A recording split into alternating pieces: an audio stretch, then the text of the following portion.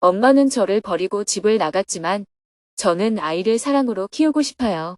2024년 7월 14일 인도 실차리에서 방글라데시 다카로 이동. 안녕하세요. 오늘은 빈곤층 어린이들에게 온라인 방식으로 무료 교육을 제공하여 막사이사 이상을 수상한 코르비 락샨드님을 만나기 위해 방글라데시의 수도 다카로 이동하는 날입니다. 스님은 새벽 기도와 명상을 마친 후 5시 45분에 숙소를 출발하여 실차르 공항으로 이동했습니다. 차로 30분을 달려 6시 15분에 공항에 도착했습니다. 운전을 해준 카차르 안병원의 직원분에게 감사 인사를 했습니다. 이틀 동안 운전을 잘해주셔서 감사합니다.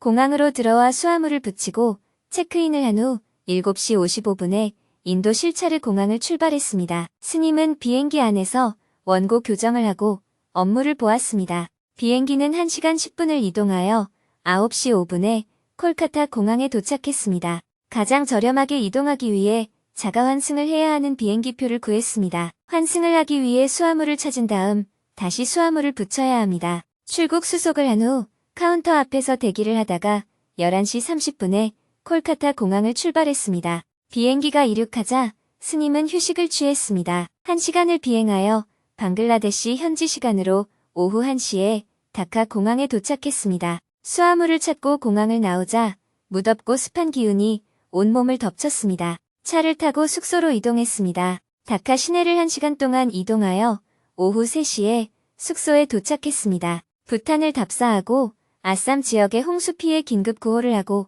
실차르 안병원을 방문하는 여정 동안 제대로 휴식을 못했습니다. 목이 붓고 몸살 기운이 있어 오랜만에 일찍 휴식을 취했습니다. 오늘은 법문이 없었기 때문에 지난 5일 방콕에서 온라인으로 진행한 금요직문직설에서 질문자와 스님이 대화를 나눈 내용을 소개해드리겠습니다. 엄마는 저를 버리고 집을 나갔지만 저는 아이를 사랑으로 키우고 싶어요. 저는 지금 임신 8개월 차입니다. 저의 고민은 제가 임신한 이후로 문득문득 어릴 때의 상처가 떠올라서 너무 힘이 든다는 것입니다. 어릴 때 저의 엄마는 어린 저희를 두고 집을 나가셨고 현재는 재혼을 해서 재혼한 남자의 자식들과 함께 살고 있습니다. 그동안 몇 번 연락이 왔는데 제가 더 이상 상처받기 싫어서 인연을 끊었습니다. 저도 아이가 생기고 나서는 더욱더 엄마의 행동이 이해가 안 가고 어릴 때 사랑받지 못한 제가 너무 안쓰러워서 가끔씩 주체할 수 없을 정도로 눈물이 납니다. 저는 제 아이에게만큼은 부모로서 상처를 주고 싶지 않습니다. 엄마의 사랑을 받지 못했던 제가 어떻게 하면 아이를 사랑으로 키울 수 있을까요? 아이를 잘 키우기 위해 어떤 연습을 해야 할까요? 개가 새끼를 낳아서 키울 때 새끼 키우는 방법을 배우거나 연습을 해야 될까요? 그냥 저절로 할까요? 저절로 되는 것 같습니다. 소가 송아지를 낳아서 키울 때 송아지 키우는 법을 훈련받아서 키울까요? 저절로 할까요? 저절로 되는 것 같습니다. 어미소가 새끼소를 끔찍이 사랑해서 키울까요? 그냥 키울까요? 끔찍이까지 사랑하는지는 잘 모르겠습니다. 새끼가 젖을 먹겠다면 젖을 주고 다른 동물이나 사람이 새끼를 해치겠구나 싶으면 막아주고 이런 정도가 아닐까요? 네, 그런 것 같습니다. 그러면 어미소가 새끼를 학대할까요? 막 고함을 치고 때리고 이런 행동을 할까요? 안 그럴 것 같습니다. 개가 새끼를 6마리 낳았다고 합시다. 6마리가 가슴에 붙어서 젖을 빨고 어미 위에 올라오고 내려가고 하면서 어미를 못 살게 합니다. 그러면 어미가 신경질을 내고 새끼를 물고 그럴까요? 안 그럴 것 같습니다. 어미 개는 새끼가 2마리 태어났든 3마리 태어났든 5마리 태어났든 그걸 갖고 괴로워하거나 힘들다고 아우성을 치거나 그러지 않습니다. 새끼를 끔찍이 사랑하는 법도 없고 새끼를 학대하는 법도 없어요. 새끼가 젖을 먹겠다고 하면 젖을 먹이듯이 그냥 새끼가 필요한 일을 도와줄 뿐입니다. 필요한 것을 도와주는 것이 사랑이지 끔찍이 사랑하겠다. 이런 것은 욕망입니다. 그것처럼 어머니가 질문자를 끔찍이 사랑해주지 않아서 상처가 생기는 게 아닙니다. 어머니가 자기한테 화를 냈거나 아빠하고 싸우고 나서 짜증을 냈거나 화가 나서 자기를 때렸거나 고함을 쳤거나 이럴 때 질문자가 상처를 입은 겁니다. 자기를 등에 업거나 품에 안고 다니지 않아서 질문자가 상처를 입은 게 아닙니다.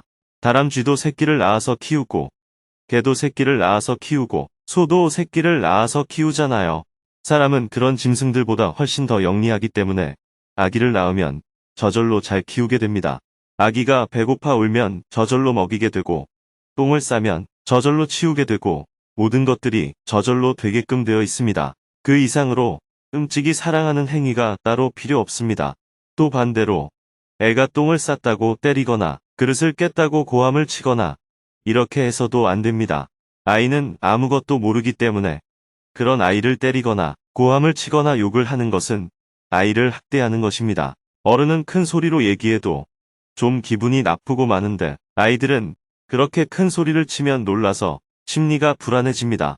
어릴 때 엄마가 때리거나 고함을 치면 아이는 상처를 받아서 나이가 들어도 그 감정이 계속 남아있게 됩니다.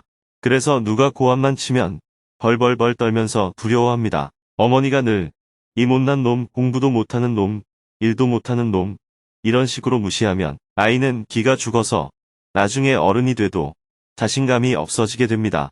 그러니 끔찍이 사랑하지도 말고 학대도 하지 말고 그냥 아이와 같이 있어주면 되는 거예요. 배가 고프다고 울면 젖을 주고 똥을 싸면 치워주고 어디 갈 때 혼자 놔두지 말고 같이 데리고 다니고 그 정도만 하면 됩니다. 아이를 끔찍이 사랑한다. 이런 표현은 본인이 학대받은 것에 대한 보상 심리로 인해 나오는 반응입니다. 아이한테 지나치게 잘해주려는 욕심일 뿐 실제로 아이한테는 큰 도움이 되지 않습니다. 그러니 걱정할 필요가 하나도 없어요. 스님 말씀처럼 동물도 자기가 낳은 새끼를 챙기는데 저의 엄마는 어떻게 자기 자식을 버리고 다른 집 자식을 키울 수가 있나요?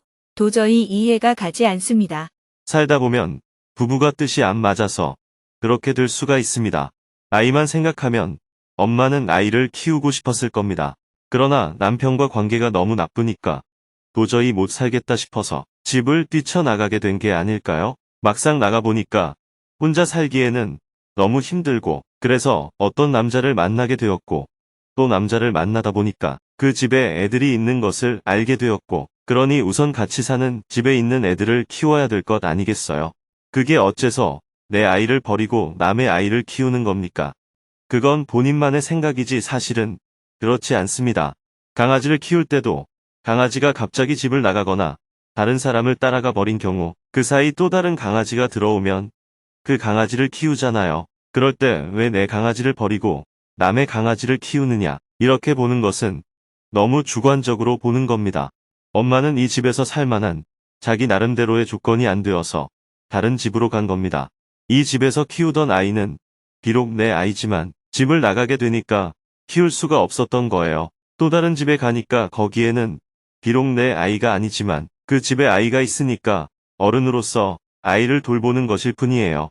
제가 볼 때는 질문자가 너무 주관적으로 생각하고 있어요. 어린아이일 때는 그렇게 생각할 수도 있고 상처를 입을 수도 있습니다. 그러나 지금 어른이 되어 돌아보면 그것은 큰일이 아니잖아요. 무슨 말씀인지 조금 이해가 되는 것 같습니다. 질문자도 지금 살만하니까 이렇게 살지. 만약에 남편이 매일 폭력을 행사한다든지 성적 학대를 당한다든지 도저히 남에게 말할 수 없는 어떤 고통이 있을 경우 어떻게 할 것 같아요? 아기를 업고 도망을 가면 좋은데 아기를 업고 도망을 갈 수도 없는 상황이라면 아기를 두고 혼자 도망갈 수도 있지 않을까요? 지금 어른이 되어서 돌아보면 그럴 수 있는 일이 일어난 겁니다. 도저히 일어날 수 없는 일은 일어나지 않아요. 일어날 수 있는 일이니까 일어난 거예요. 어머니는 자식이 미워서 버리고 간 게 아니라 어머니도 자기 인생이 너무 힘들었기 때문에 그런 겁니다. 아이를 버리고 간 엄마는 마음이 얼마나 아팠겠어요. 어린 내 입장에서는 너무 섭섭한 일이지만 어른이 되어서 다시 생각해보니 이해가 되는 측면이 있잖아요. 어머니는 그때 너무 삶이 힘들었던 겁니다. 얼마나 힘들었으면 자기 아이를 버리고 도망을 갔겠습니까? 내가 좀 섭섭하긴 하지만 어머니라는 한 여인의 삶을 생각하면 이해가 되는 부분이 있습니다. 네, 감사합니다. 어머니가 잘못했는데 내가 용서해준다. 이렇게 접근하면 안 됩니다. 먼저 어머니의 상황을 깊이 이해하는 것이 필요합니다. 용서가 필요한 게 아니고 이해가 필요해요. 어머니를 깊이 이해하게 되면 내 가슴 속에 있는 상처가 다 아물게 됩니다. 어머니를 이해하지 못하기 때문에 내 가슴에 응어리가 지워지지 않는 거예요. 그러니 절을 하면서 이렇게 기도해 보세요. 어머니, 죄송합니다. 제가 어머니를 이해하지 못했습니다. 그때 어머니는 지금 내 나이 정도밖에 안 됐는데 얼마나 힘들었으면 자식을 버리고 그렇게 도망까지 갔겠습니까? 이제 어른이 돼서 돌아보니까 어머니의 상황이 이해가 됩니다. 어머니, 너무 힘드셨죠? 제가 그것도 모르고 엄마를 늘 원망했는데 이제 원망하지 않겠습니다. 이렇게 마음을 내어 내가 먼저 어머니를 이해하게 되면 내 안에 있는 응어리가 풀어집니다. 엄마에 대한 마음은 그렇게 푸세요. 아이는 너무 애쓰지 말고 그냥 키우면 됩니다. 본인도 엄마한테 그런 성질을 물려받았기 때문에 자기 아이한테 화를 내고 신경질 내고 할 수가 있습니다. 살다가 힘들어지면 엄마처럼 때려치우고 도망갈 수도 있는데 거기까지만 가지 않으면 되지. 특별히 아이를 끔찍이 사랑하겠다는 생각은 하지 않아도 됩니다. 그저 밥 주고 옷 갈아입히고 똥 치워주고 같이 놀아주고 그런 정도만 하면 돼요. 자식을 키우는데 너무 신경을 쓰면 오히려 자식이 잘못될 수가 있습니다. 그러니 그냥 편안하게 키우시기 바랍니다. 감사합니다. 스님 말씀을 듣고 나니까 앞으로 어떻게 아이를 키워야 될지 방향이 보입니다. 다만 엄마의 처지에 대해 이해를 하는 것이 아직은 어려울 것 같습니다. 그래도 최대한 엄마의 처지를 이해해 보려고 노력하겠습니다. 내일은 온라인 교육 시스템을 기반으로 다카의 빈곤층 어린이들에게 무료 교육 서비스를 제공하여 막사이사이상을 수상한 코르비락 샨드 님이 운영하는 자아고 재단을 방문할 예정입니다.